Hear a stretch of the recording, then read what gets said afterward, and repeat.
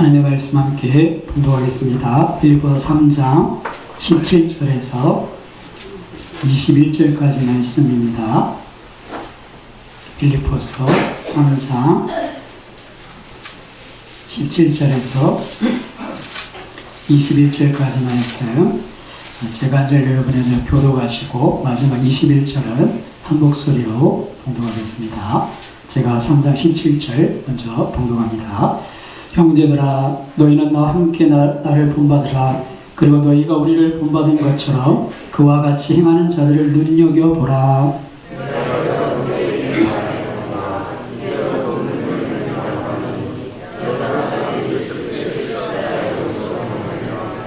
그들의 마침은 멸망이요 그들의 신은 배요 그 영광은 그들의 부끄러움이 있고 땅의 일을 생각하는 자라.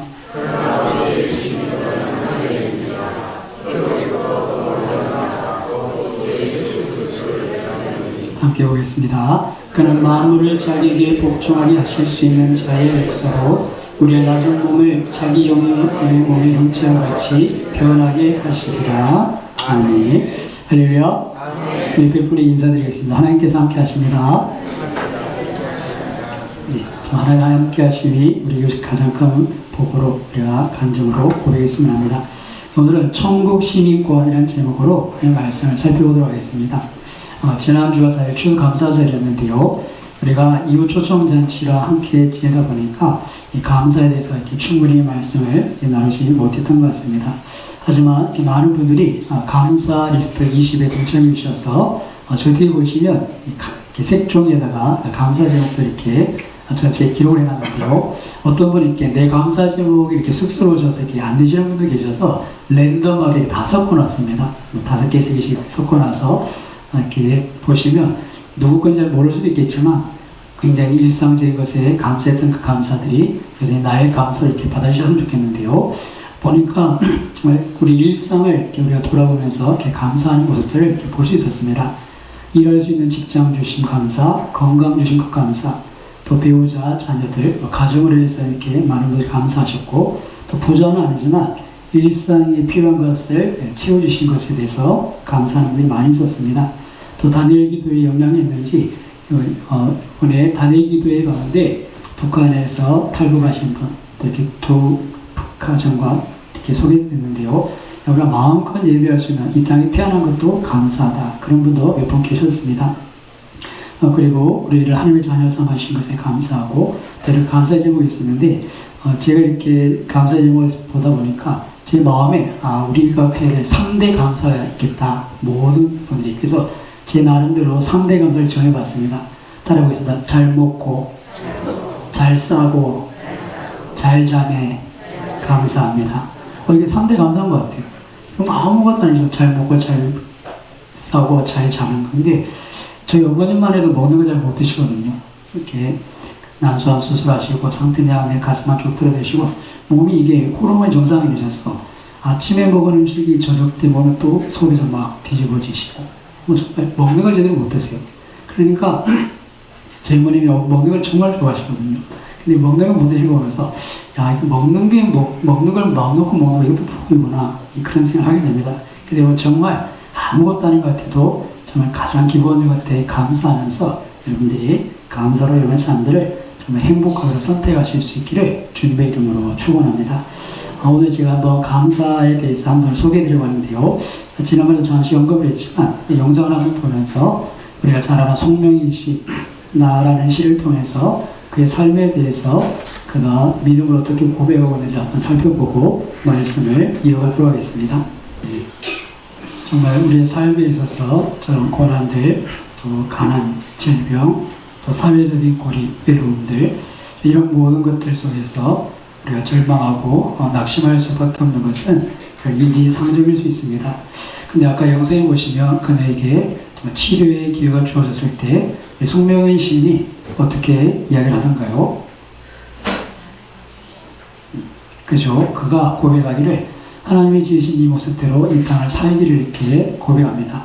만약 우리의 가진 소원이 이 땅의 것이라면, 이 땅에서 잘 되는 것이라면 이런 기회가 하나님 주신 기회다 생각하고 치료하고 좀 몸을 낫게 하는 그것이 복이라 생각하지 않겠습니까? 근데 송명희 씨는 그런 제안을 거절하고 이 땅에 하나님 주신 모습대로 살기로 이렇게 결단을 하고 그렇게 그 치료를 이렇게 거부했던 것을 볼 수 있는데요. 그렇다면 도대체 이 송명희 씨의 마음에 무엇이 있기에 좀 이렇게 치료받을 수 있는 기회, 어쩌면 좀 더 나은 삶을 살 수 있는 그런 기회를 마다했을까? 우리는 그의 마음에 정말 오늘 제목처럼 천국 시민으로서 부활의 산소망을 가졌다는 것을 이 시간 기억할 수 있습니다. 오늘 보면 마지막에 보시면 21절에 그는 만물을 자기에게 복종하게 하실 수 있는 자기 그 역사로 우리의 낮은 몸을 자기 영광의 몸의 형체같이 변하게 하려 하십니다. 장차 나타날 부활의 영광, 우리가 이 모습이 아니라 주님의 부활하셨던 모습처럼 좀 완전히 새롭게 될 그 모습들을 이렇게 소개하시는데요. 아마 송명희 신의 마음은 나 남이 없는 것 가졌다는 것이 이 부활의 산소망인 줄을 믿습니다. 그러니까 이 땅에 살지만 이 땅에 소망을 두지 않고 저 영원한 천국에 소망을 뒀던 그 마음이 저렇게 주어진 상황 환경 속에서도 감사하고 찬양할 수 있는, 없는 것 때문에 불평하지 않고 정말 하나님으로 인해 즐거워 그런 소망으로 기뻐했던 것을 우리가 보게 됩니다. 여러분, 만약에 저 송명희 씨의 삶에 만났던 그 주님 그리고 천국에 대한 약속이 그냥 거짓말이다. 지난주에 우리 법륜승의 그런 문답 속에서 그냥 있다고 믿어라. 그냥 마음이 편하지 않느냐. 그런 실제가 아니라 천국과 지옥이 실제가 아니라 그냥 우리 이 땅의 마음 평안함을 위한 그런 그냥 황력. 지난주에 말씀드렸죠. 불교의 경전에 보면 이렇게 노란 그 나뭇잎, 단풍을 아이들에게 주면서 이게 돈이다라고 속여서 아이들에게 이렇게 즐거워하게 하는, 야 돈이다 이렇게 속이는 거죠. 그래도 속여더라도 아이들이 그것을 해서 기쁨이 된다면, 그렇게 동기부여가 된다면 그것이 필요하다고 얘기하는 것처럼 불교에 있어서 우리에게 그 극락이라는 것은 이 땅에서 수행하고 자신을 돌아보고 그런 수련의 과정에 그런 도움이 되는, 동기부여가 되는 차원에서 황력처럼 그렇게 천국이 있다, 극락이 있다, 욕심을 버려라, 자기를 수용하라, 그런 가르침을 위한 도구일 뿐 실제 극락이 있고 지옥이 있고 그렇지 않다는 것을 우리가 지난주에 살펴봤습니다. 그렇다면 여러분, 이 송명희 씨는 정말 누구보다도 불쌍한 사람일 수 있습니다. 자기의 몸을 치료할 수 있는, 좀 낫게 고칠 수 있는 기도 쳐버리고 전 하나님 주신 삶을 이 땅에 이렇게 살겠습니다. 그러면서 천국을 소망했는데 막상 그 천국이 거짓이고 아무것도 없다면 어떻게 되겠습니까? 사도 바울은 그래서 말합니다. 우리가 그리스도 안에서 바라는 것이 이 땅의 것뿐이면 우리가 가장 불쌍한 자다. 그러나 우리에게는 장차 나타날 영광, 부활의 산소망이 있다고 이야기하신 것을 여러분 꼭 기억하실 수 있기를 주님의 이름으로 축원합니다. 우리는 그 소망이 있기 때문에, 부활에 대한 소망, 천국에 대한 소망이 있기 때문에 이 모든 것들을 넉넉히 이겨나갈 수 있고, 정말 송명희 씨처럼 우리에게 주는 그 삶을 우리가 덤덤히 담담히 받아들일 수가 있는 것입니다. 사랑하는 여러분, 우리가 꼭 기억했으면 좋겠습니다. 우리에게 죽음이 있는 것은 그 어떤 것보다도 분명한 사실입니다. 제가 다른 것은 예언을 못해도 한 가지 분명한 예를 할 수 있는 게, 이 자리에 계신 분 중에 100년 후에 살아있을 사람이 아무도 없다는 겁니다. 모르겠습니다. 저 뒤에 우리 아이들 중에 100살 넘게 살아들이 뭐일지 모르겠지만 누구라도 이 죽음을 피할 수 없습니다. 이건 분명한 사실이죠. 성경은 말씀합니다. 죄인은 다 죽는다. 그리고 우리에게 한 번 죽는 건 정해진 것이고 반드시 심판이 있다. 그리고 우리에게 영원한 운명이 있습니다. 천국이냐 지옥이냐. 이것이 우리 인생의 가장 중요한 문제입니다. 언젠간 누구나 넘어서야 될 그 죽음의 문턱 넘어 우리가 천국이냐 지옥이냐, 어떤 영원한 운명에 놓여지는가. 그래서 예수님께서 이 땅에 오셔서 제일 먼저 하셨던 말씀이 회개하라, 천국이 가까이 왔다는 겁니다. 주님이 말씀하신 천국은 그냥 이 땅의 사회의 정의, 그냥 이 땅의 선이 더 충만해져가는 그런 모습이 아닙니다. 예수님 분명히 말씀하시죠. 그분이 하셨던 일을 보면 하나님의 나라를 가르치셨고 병든 자를 고치고 귀신을 내쫓습니다. 분명히 그 천국은 영적인 세계입니다. 하나님의 말씀이 곧 영인 줄을 믿습니다. 말씀을 전하고 귀신을 내쫓고 병든 자를 고치고, 그래서 하나님의 나라가 임하는 것을 가시적으로 보여주시는 거예요. 영적인 하나님의 나라 일을. 그래서 이런 일들에 대해서 예수님께서 요한일서 3장 8절에는 죄를 짓는 자는 마귀에게 속하나니 마귀는 처음부터 범죄함이라. 하나님의 아들이 나타나신 것은 마귀의 일을 멸하려 하심이라. 주님의 사역을 한마디로 요약하면 마귀의 일을 멸하는 겁니다. 우리의 영혼을 도적질하고 우리를 멸망시키려는 마귀를 멸하시는 선한 목자로 우리에게 생명을 주어 더 풍성히 주려는 그런 주님의 사역이라는 것을 기억하게 됩니다. 그래서 천국, 지옥 이것이 그냥 이 땅에서 착하게 살아야 된다, 하나님의 말씀처럼 바르게 살아야 된다, 그런 교훈적인 동기가 아니라 분명한 영적인 실제라는 것을 여러분 꼭 기억하시고 우리가 주님 앞에 설 그날을 늘 준비하며 사실 수 있기를 주님의 이름으로 축원합니다. 그날이 우리 인생의 가장 중요한 날입니다. 그래서 고린도전서 2장 12절 16절에 보시면 이 영적인 것에 대해서 영적이지 않으면 분별할 수 없다, 알 수 없다 그렇게 말씀하는데요. 우리 한번 고린도전서 2장을 한번 읽어보겠습니다. 고린도전서 2장 12절에서 16절 말씀 찾으셔서 함께 봉독해 보겠습니다. 고린도전서 2장 12절부터 16절 같이 14절까지 봉독해 보겠습니다. 우리가 세상의 영을 받지 아니하고 오직 하나님으로부터 영을 받았으니 이는 우리로 하여금 하나님께서 우리에게 은혜로 주신 것들을 알게 하려 하심이라. 우리가 이것을 말하거니와 사람의 지혜가 가르친 말로 아니하고 오직 성령께서 가르치신 것으로 하니 영적인 일은 영적인 것으로 분별하느니라. 육에 속한 사람은 하나님의 성령의 일들을 받지 아니하나니 이는 그것들이 그에게는 어리석게 보이며 또 그는 그것들을 알 수도 없나니 그러한 일은 영적으로 분별되기 때문이라. 아멘.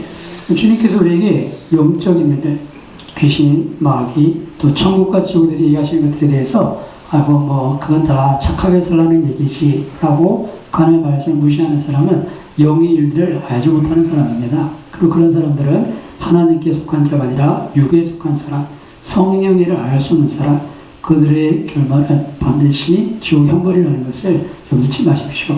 그래서 하나님 우리에게 회개하라고, 그런 내 생각, 하나님의 말씀을 제한하고 하나님의 기록된 말씀을 내 마음대로 판단하는 그 교만함을 내려놓고 예수님의 십자가 앞에서 회개하고 주님 나를 위해 피 흘려 죽으심을, 나의 죄를 용서하시고 우리를 하나님의 나라로 영원한 천국 인도하실 것들을 가운데 믿음으로 바라보라고 말씀하시는 것이죠.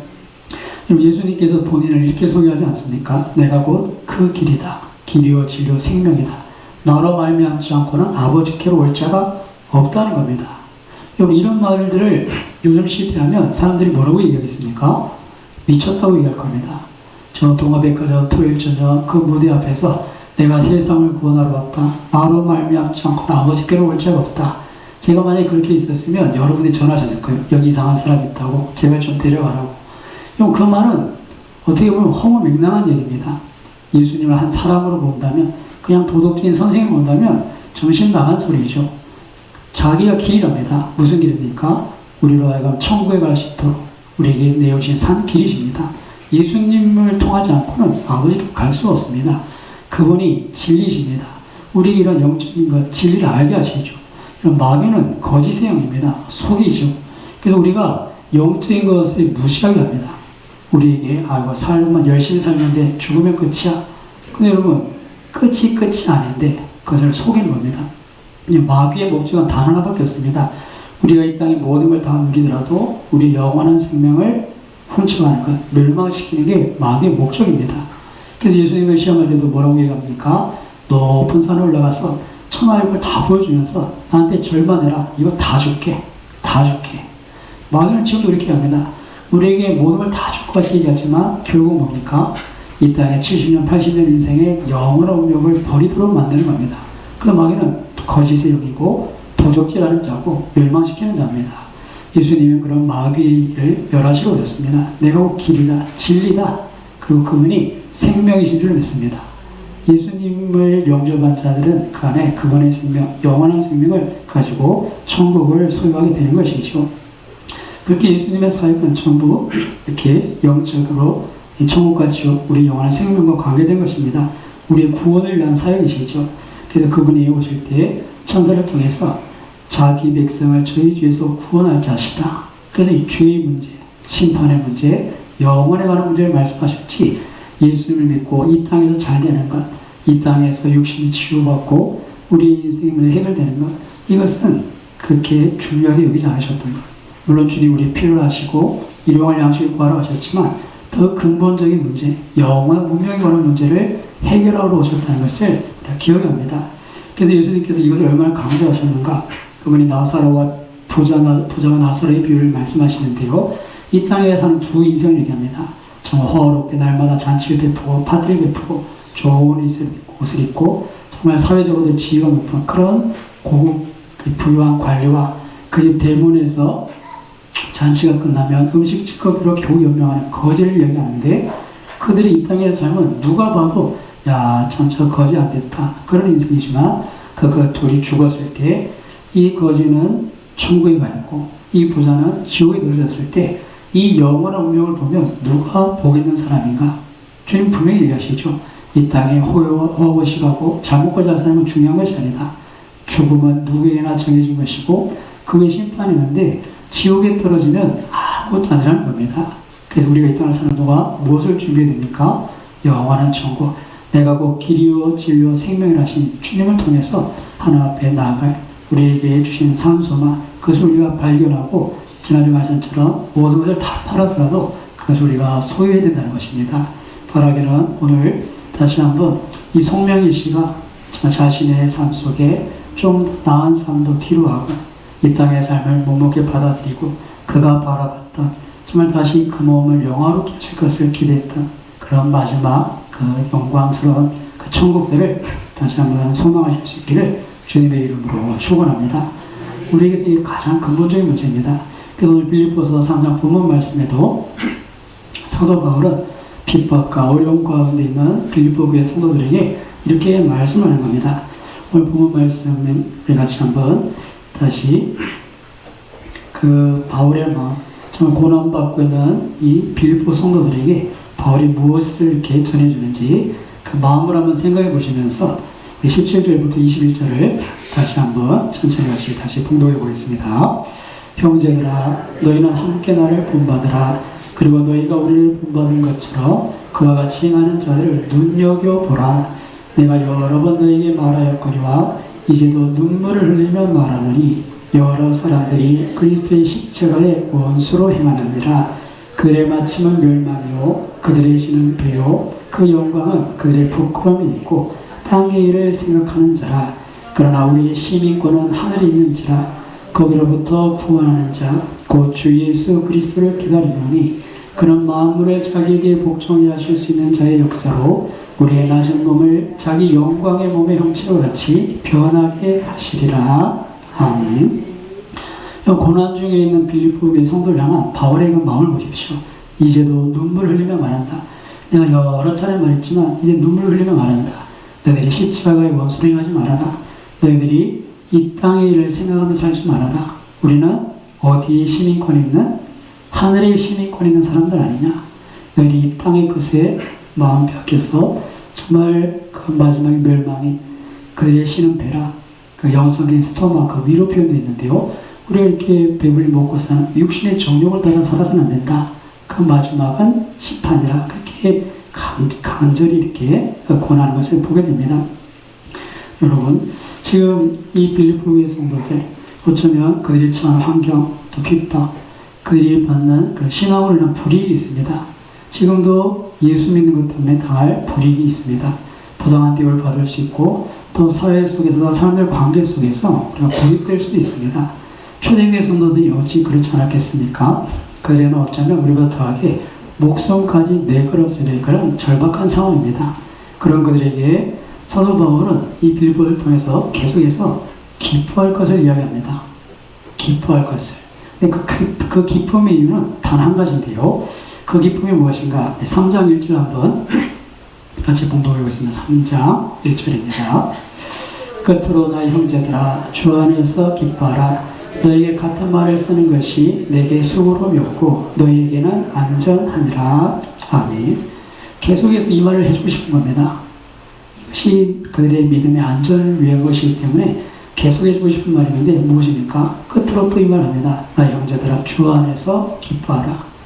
여러분 빌립보 교회 성도들이 기뻐할 수 있는 유일한 일은 그들이 주 안에서 기뻐할 수 있는 줄로 믿습니다. 주 안에 있지 않으면 그들이 당한 상황들, 그들이 받는 어려움, 정말 그런 불이익들, 그런 위협들, 그것에서 기뻐할 수 있는 일은 전혀 없는 거죠. 여러분 아까 소명의실 보시면 기뻐할 일이 뭐가 있겠습니까? 그저 의사의 실수로 뇌를 상해서 좀 이렇게 뒤틀린 삶을 살아야 되고, 또 이게 너무 가정이 어렵다 보니까 휠체어도 없어서, 그렇죠? 끌고 다니지 못하고 집에 이렇게 있어야 되고, 그런 삶 속에 정말 기뻐할 일이 있겠습니까? 창밖의 일상적인 상황, 잘 먹고 잘 사고, 그리고 잘 잘 수 있는 것만으로도 정말 부러운 그런 삶 속에 무엇이 기뻐할 수 있겠습니까? 그러나 정말 그가 주 안에서 다시 사람들이 모르는 주 안에 감추인 부모를 발견하고 정말 그렇게 기쁨으로 고백하지 않습니까? 나 남이 없는 것 같게 하셨다. 나에게는 다른 사람이 있는 건 내게 없지만 나에게 남이 없는 것 같게 하셨다. 그런 기쁨이 그 안에 있었던 것을 보게 됩니다. 4장 4절에도 보시면 빌립보서 여전히 사도 바울은 계속해서 이 고민을 합니다. 주 안에서 항상 기뻐하라. 내가 다시 말하노니 기뻐하라. 이번 이 잃어버린 기쁨들, 육체가 피곤하고 삶이 팍팍하고 정말 당장 내일이 어찌 될지 모를 그런 염려가 없음이 올 때 사도 바울은 얘기합니다. 기뻐하라. 항상 기뻐해라. 다시 말한다. 기뻐해라. 어떻게요? 주 안에서 기뻐하라. 주 안에서는 이 모든 것을 이겨낼 기쁨이 있습니다. 무엇입니까? 우리 인생은 그렇게 길지 않습니다. 우리가 당한 고난도 그렇게 길지 않습니다. 하지만 우리가 죽어서 가야 될 그 지옥의 고통은 영원한 것입니다. 그래서 사도 바울은 그런 부활의 산성을 가지고 천국의 시민권, 그 시민됨을 가지고 이 땅 속에서 정말 우리 그 당할 여러 어려움 속에서도 기뻐함으로 감사함으로 이것들을 이겨내라고 권하고 있는 것이죠. 사랑하는 여러분, 우리가 이 아침에 한번 기억했으면 좋겠습니다. 정말 우리 속에 가진 그 천국에 대한 소망, 이것은 단순히 이 땅을 사는 동안 좀 착하게 삽시다, 남들 도와가며 삽시다, 이렇게 좀 착한 일을 더하는 것, 남들을 봤을 때 좀 교양 있는 사람, 조금 수준이 나은 사람, 그런 삶을 위해서 우리가 예수 믿는 게 아닙니다. 우리의 인생 가장 중요한 문제, 영원한 운명에 관한 이 절박한 문제, 그 문제 앞에 우리가 나의 죄를 회개하고 길이요 진리와 생명이신 주님을 내 가운데 모시고 우리가 영원한 천국을 꿈꾸는 것, 이것이 우리 신앙의 본질인 것이죠. 그런데 그런 그 본질, 이 천국을 소유한 자들에게는 그 기쁨이 있습니다. 오늘 사도 바울을 통해서 빌립보 성도들이 계속 내가 끝으로 말하고 다시 말하고 좀 항상 기뻐하라고 권하는데요. 지난주 말씀에도 보았듯이 이 밭에 감추인 부활을 발견한 사람은 기쁨으로 돌아가서 모든 것을 다 팔아서 그 밭을 산다. 그렇게 말씀합니다. 기쁨이 없이, 그죠? 이 부활을 발견한 기쁨, 그리고 그 가치를 알지 못하고는 기쁨으로 돌아갈 수도 없고 모든 것을 다 팔아서 그것을 살 수가 없습니다.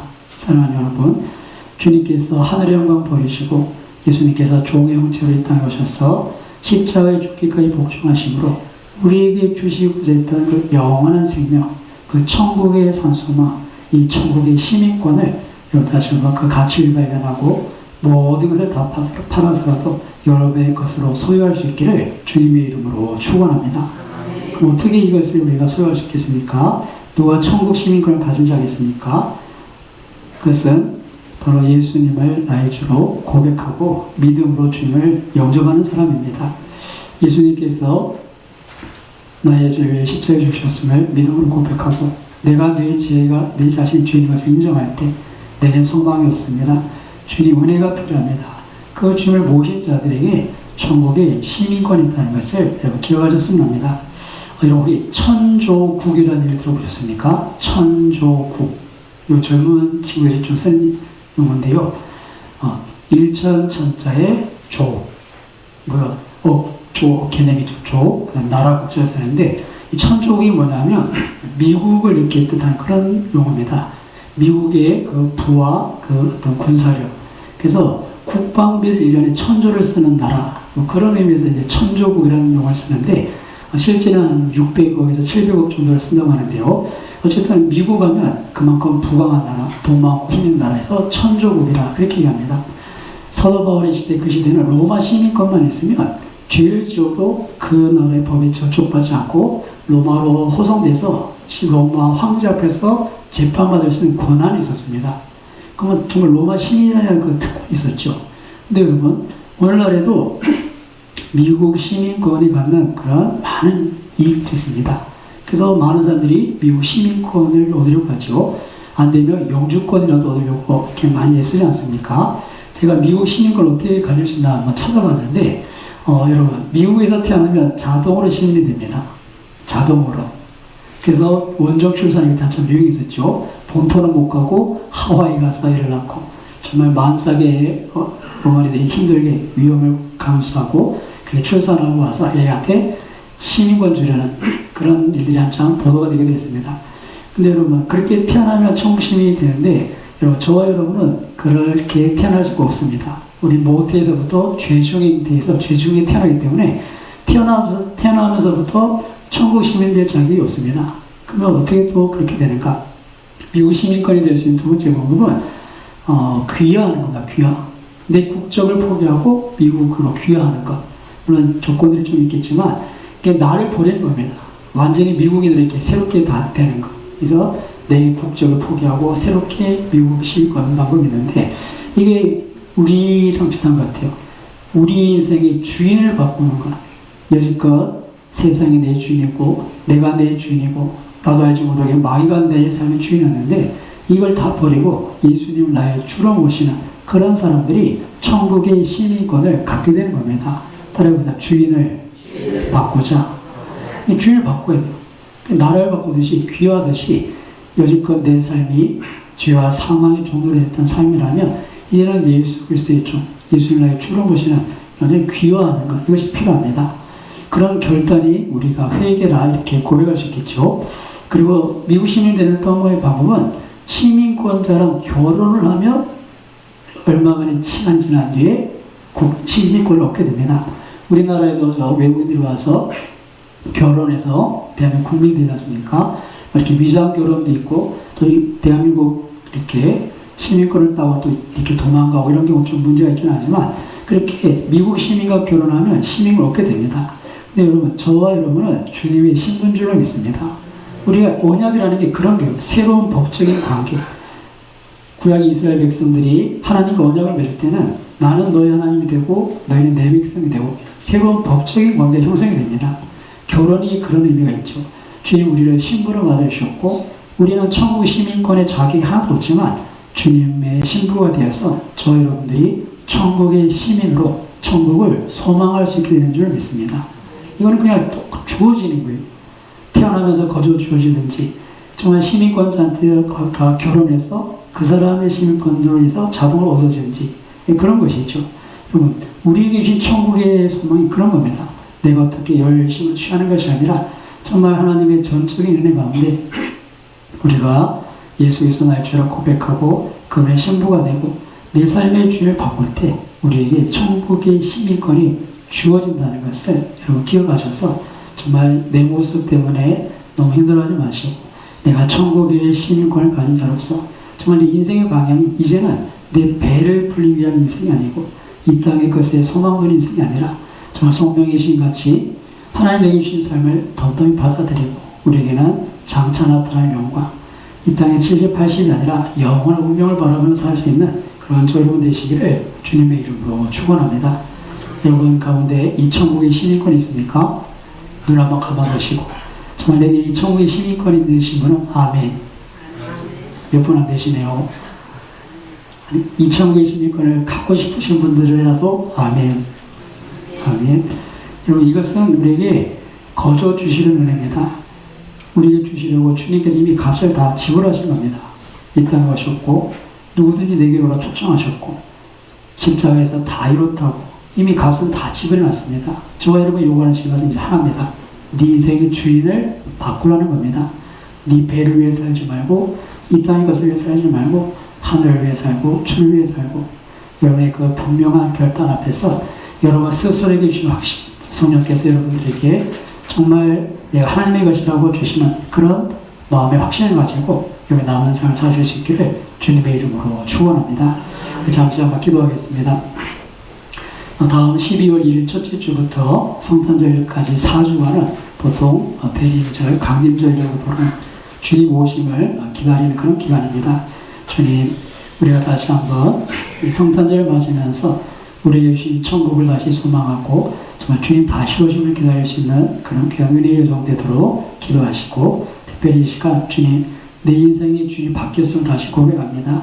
아직도 내가 내 삶의 주님처럼 행세한 것, 하나님의 말씀을 내가 판단한 것, 우리가 아직도 육에 속해서 영예를 깨닫지 못한 것 회개합니다. 주님 다시 우리에게 항상 기뻐하라고 정말 천국의 시민권으로서 이 모든 것을 이겨나가로 말씀하시는 그 말씀 앞에 우리가 다시 한번 마음을 굳게 할 수 있도록, 또 아직도 이 천국의 시민권에 대해서 정말 내 속에 아직 확신이 없으신 분들은 우리가 예수님과 그분과 영적인 신부가 되면 그것은 그냥 자연스럽게 오는 겁니다. 예수님 나의 주인으로 모시고 그동안 내가 주인성을 뒤로하면 그 우리가 귀화하는 것처럼 주님의 시민이 됩니다. 이 시간 다시 한번 결단하시고, 주님, 우리가 이 땅을 살지만 영원히 뛰어 살기 없었어. 같이 기도하시고 제가 한번 기도하겠습니다.